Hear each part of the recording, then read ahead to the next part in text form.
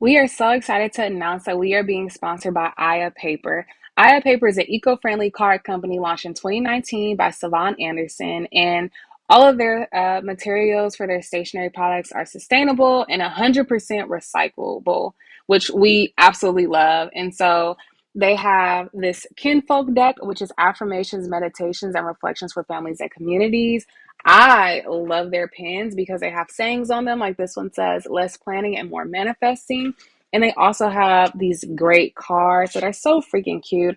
I love this one that says, women like you make life so much sweeter. So you have to check it out.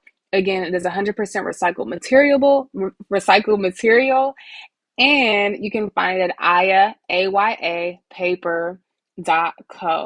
And since you are one of our listeners, we would love to offer you a discount code, which is BWHPod.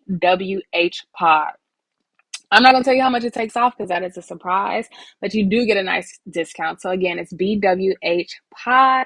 Again, that's Aya paper.co. And let's go ahead and show them some love by shopping with them. Black woman, it's time to heal and feel, be real. You just gotta take your time, unwind and chill. Cause now it's time to love yourself, build emotional and mental health. Cause black woman, it's time to heal and feel, be real.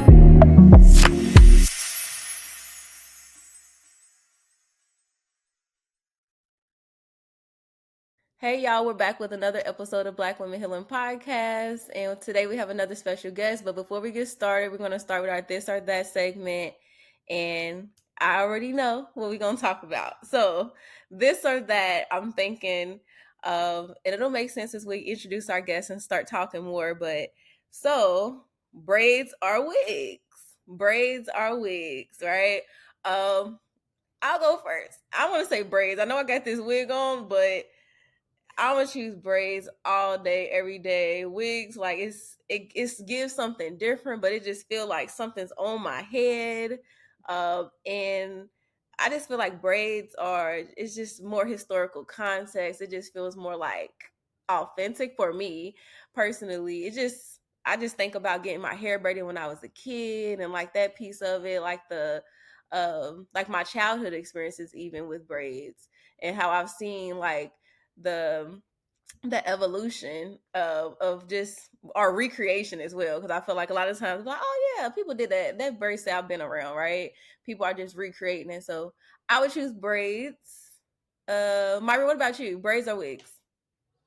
When have you ever seen me wear a wig? You had your headband wig on.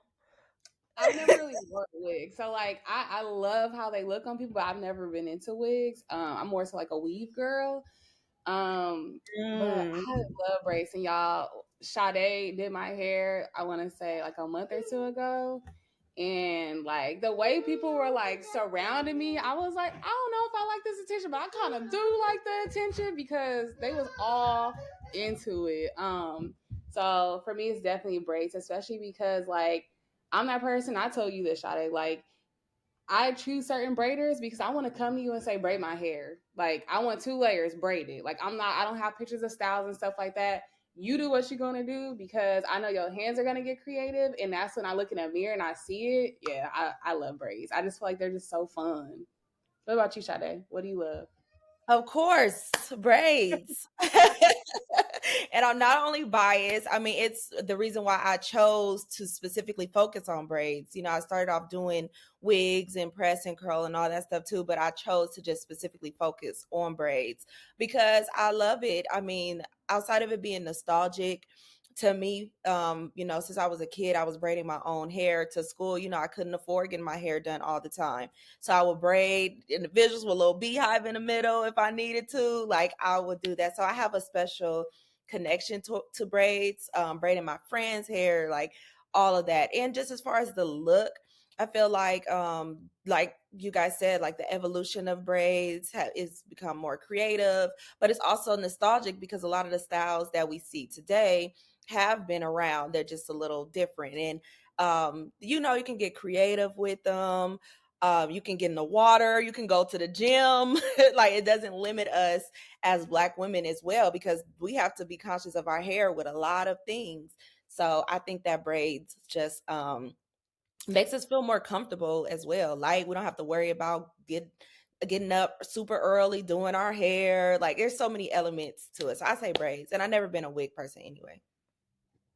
Definitely. So we're all aligned today. I love that. Um, so I'll go ahead and introduce our guest. Today we have Sade Miller. Sade Miller has simultaneously asserted herself as a successful entrepreneur and previous music industry executive. She owns and operates Sade Styles Beauty Supply and Braid Lounge in Gardena and owns Styles Company Salon Suites in Lawndale. Along the way, her career has notably been chronicled by Homegrown Radio, Sheen Magazine, LA Sentinel, Bombshell by Bleu, and more. She now adds author to her diverse scope of talents, penning her literary New Growth, a journey towards wellness and self-worth. Yes, Sade. Yes. Come on, Just vibe. gave me butterflies with you reading that. I'm like, yes. It's one thing to see it That's written down. you. But when people are saying this, like, damn, you did that, girl. Yes, that is you. And I love it. So let's just get into it. How did you become an entrepreneur? And also, I'm just thinking of the term in general. Like, what does entrepreneur even mean to you? Okay, so I'll start with how I became an entrepreneur. As a young girl, I was the only child in the house, not the only child, period, but in the house. So, for all my only child people out here growing up, we've had to get creative. I would play with my dolls, I would create I would like play school and, just all the only child things. And so, it just showed like gave me that sense of like my own boss in a way, and then also problem solving, and that's also what I think that entrepreneurship means as well. Entrepreneurship is creating solutions to different problems, whether it's from things that you feel like the world needs or in the industry that you're choosing.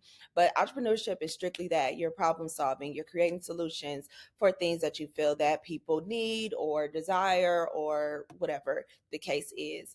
And also, I always knew that I was creative.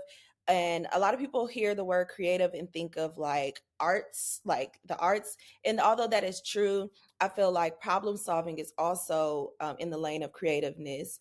You're creating and becoming strategic with the way that you're going to attack things, the way that you're going to market, the way that you're going to create products, all those things. So yeah, entrepreneurship is definitely problem solving. Before we carry on, I'm curious because don't you have a PR background? Yes, so I actually went to Cal State Fullerton and got my degree in communications, emphasis public relations. So after school, because I couldn't land any jobs because you had to get internships, and unfortunately, I wasn't able to do an internship and go to school. So I actually created my own agency, and I would just represent local talent and started from there. Then I eventually interned with Echo Haddix, Echo and Sounds, and then I had landed Purple Agency, which is a prestigious PR firm, Black owned in the industry that is well respected. So that's really where I became, more prestigious in the industry and working with, bigger talent.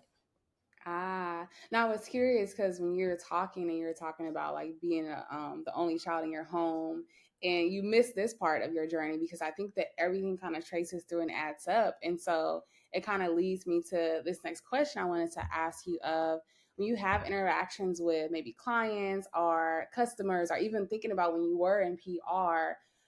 What are some of the key ways that you strive to make people feel? I think it goes back to my own thing, because braiding to me has been therapeutic. I am a sexual assault survivor. So, it's always been that one thing that that's been like very therapeutic, where I can just cope with. So, I always wanted to feel secure. I always wanted to feel confident. I always wanted to have peace. So honestly, that's what I try to give to my clientele, for them to feel confident, to feel secured and just cared about. And even when it comes to different podcasts that I watch and, different things that I know that would give, sometimes I've put on podcasts and the message is for them, and my clients end up being like, oh my God, like, how'd you know I needed to hear that today? And that's my purpose. I have you guys been to the salon. It says you are more than just a braider on there. That was purposeful because there's so many reasons why, and we can get into that later. But the main reason for this segment is that I just want people to understand that as stylists, our job is to make you guys feel secure, confident, and just cared about. Yes, I so appreciate that. And y'all, when I went to the shop, these are important things to me that you did that not a lot of people do. You were like, oh, tell me about your last hairstyle. And so I told you about my last hairstyle. And then you had also asked me, like, do you have like any concerns or something like that? And I was like going in, telling you all these details. And you were like, okay, well, this will work for this. And we're going to do this. Like, you talked me through it. Well, oftentimes I find like I'll tell someone that's going to do my hair something I've been struggling with, and they'll mark it off as something, and I'll be like, that was not what I said. And then they like just do my hair as usual, and then I have the same issue with my hair. And so you listened to me, and I didn't have the issue that I was telling you that I was having. And I was like, wow, I actually feel like I was heard. My hair actually lasted in the ways that I wanted. And then when you put out the little massage thing, I was like, okay, what's going on here? Now you do it too much. Right? But that was so in alignment, that made sense. Like, you turned on the stuff that I like to watch on TV, not even knowing. So like, just key details of like, okay, because when you go into a shop, like I haven't been in a shop in so long, you don't know what you're walking into, right? Like, shop culture, I feel like, has changed. You literally like don't know. I'm so used to going to a suite. So going into a shop where it's like I actually feel comfortable, the people actually like each other and you can tell. And so you're received, like, I really appreciate that experience. But I want to just throw that in there because you downplaying, like, oh, I'm just make you feel comfortable. Nah, she I gets want to all add these in mine little too. marks. You have to. These little marks are so important because I was still thinking about it. Like, it may look expensive when you look at the price, but it's not. It's price. It's a priceless experience. Like, you're paying for so much more than to get your hair done. Yeah. But anyway, Johnny, Thank go you. ahead. Thank you for that. I like what you just said. Yes, a priceless experience. Yeah.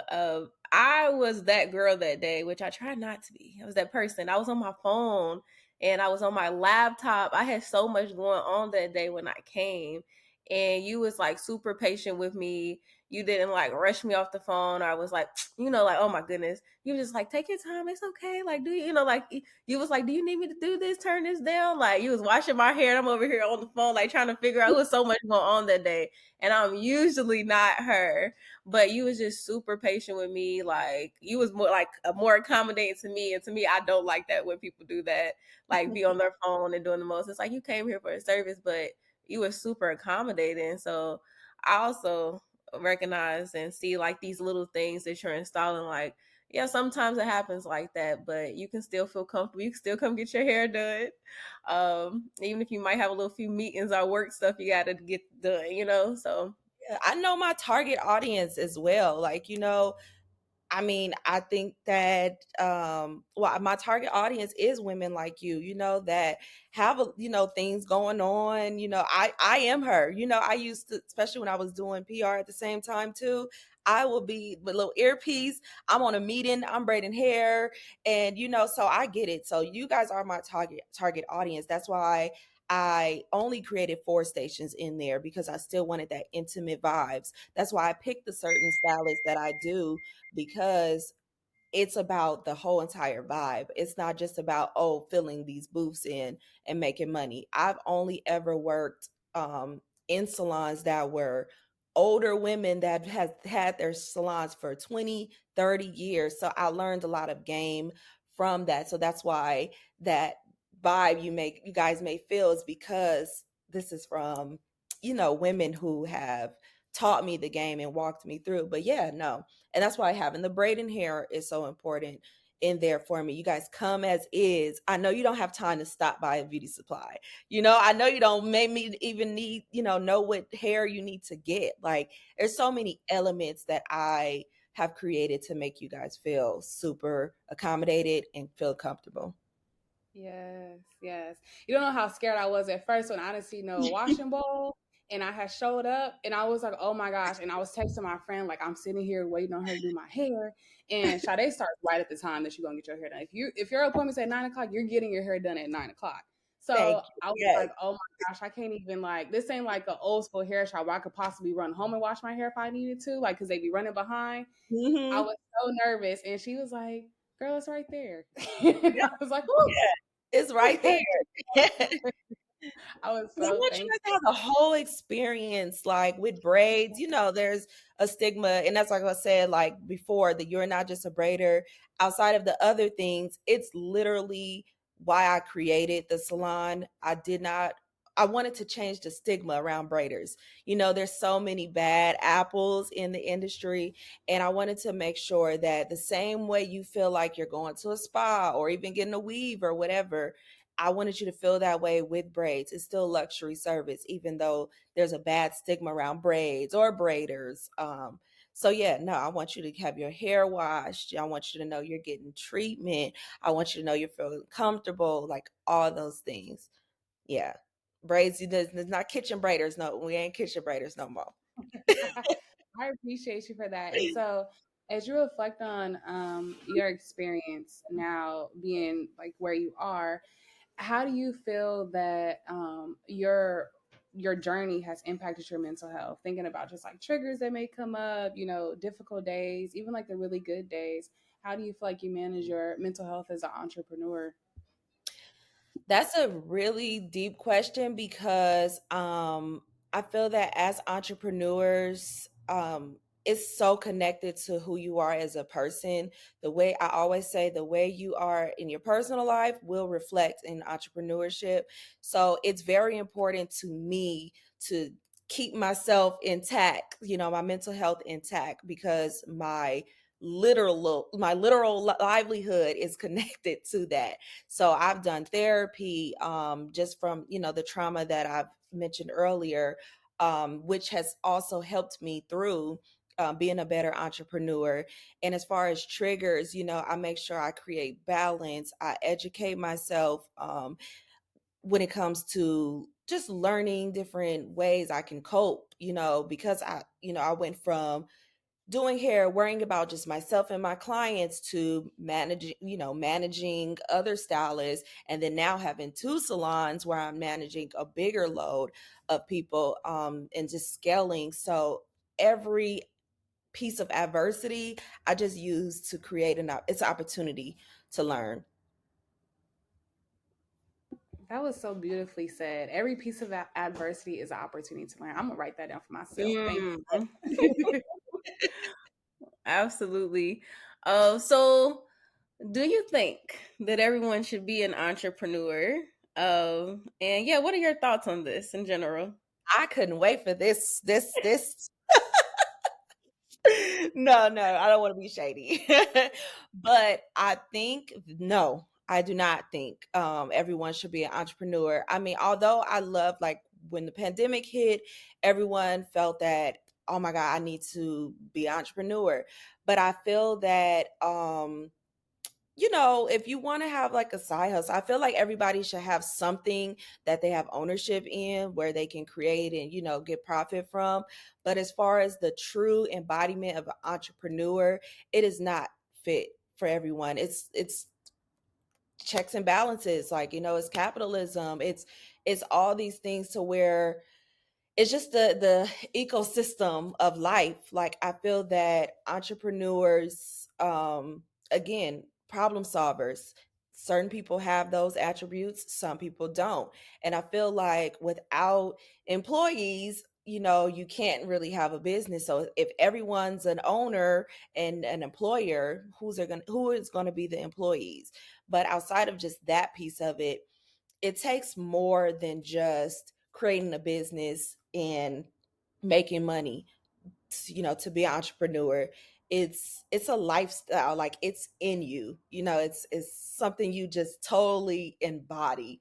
I knew as a little girl I was an entrepreneur, but also I feel that when I was working, 9 to 5s or odd jobs, I used those skills to make me a better entrepreneur as well. So it's nothing wrong with 9 to 5s or having a daily job, but if you're an entrepreneur, you know that this is just this moment for now to make me, to be an opportunity for me to learn and for me to use, as I become an entrepreneur. Yes, we had to ask this question. I feel like that, it's the thing right now where everybody, like you said, especially like absolutely during COVID, it's like everybody's like, yeah, I'm gonna start this, I'm gonna do this, I'm gonna do that. And the fact of the matter is everybody's not supposed to be the same thing. And it's even making me think, and it's not saying that you can't have some of the skills of an entrepreneur, right?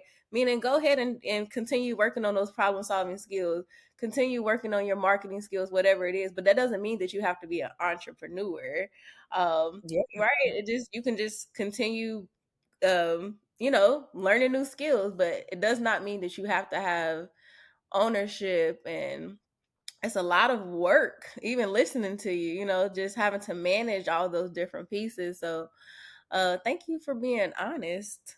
Yeah, and if I could add, just through my experience with being a different type of entrepreneur, like I said, from managing 2 salons now, I've had, different stylists come in that thought it was easy to just, okay, get in there and start your clientele or, to work.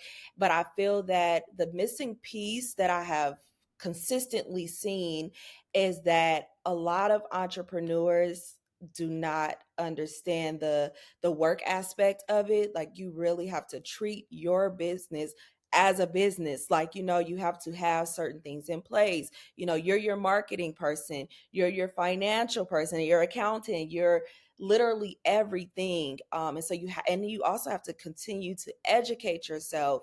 The game is changing. Literally, what was hot then or what you could do then is not how you can do then, to do now. And understanding your management skills. I throughout this entire time of me starting the shop and to now, I thought my management skill was this one. Now I'm like, oh no, that's not my management style. This is actually my management style. So yeah, you have to be aware, have to be a student to the game, and you just have to love it. Like, I love it. I have a conviction over entrepreneurship. Yes, and we need you. We need it. So, I mean, as we're kind of talking about this, I feel like you've said some key points, but what have you learned the most about yourself during your entrepreneur journey? I learned that I didn't have the best boundaries as an entrepreneur, well, as a person, which spilled into entrepreneurship. Just being too nice. And I know everyone says that, but like literally, just being too nice. But it really just all falls back to boundaries. I've always been great with money. I've always been creative as far as marketing and pushing my business. But really, that boundary piece, every lesson that God like puts in my face, it's always been boundaries. So I definitely learned that, okay, you can't give the benefit of doubt all the time, or you have to create some type of structure when it comes to this. But again, also giving myself grace that I'm learning as I go, but boundaries. Yes, that is so key. Whew. Even for folks who maybe struggle with the money piece of things, boundaries with your money is also very That is key. true. Yeah. That is But true. as we wrap up, we ask all of our guests this, any takeaways you have for our listeners, and it could be anything. Mm-hmm. Um, Definitely boundaries, as that's a huge one that's personal to me. As an entrepreneur, learn your boundaries, and it's okay if you have to put them in place. The people who are for you, will be for you. We can't the world can't be our customers. You know, you have a specific target audience that is for you, that, you know, it's okay. Like, that's the relationship you need to have with them. And also just stay on top of your stuff. Like, always be proactive, you know, when it comes to finances, when it comes to you know, contracts, when it comes to everything, you know, always be one step forward and stay on top of your stuff. Thank you, Stay Sade. on top of it. Do you want to drop a nugget about your book? You didn't share anything about it. Do you want to drop Oh, a little yes, nugget? absolutely.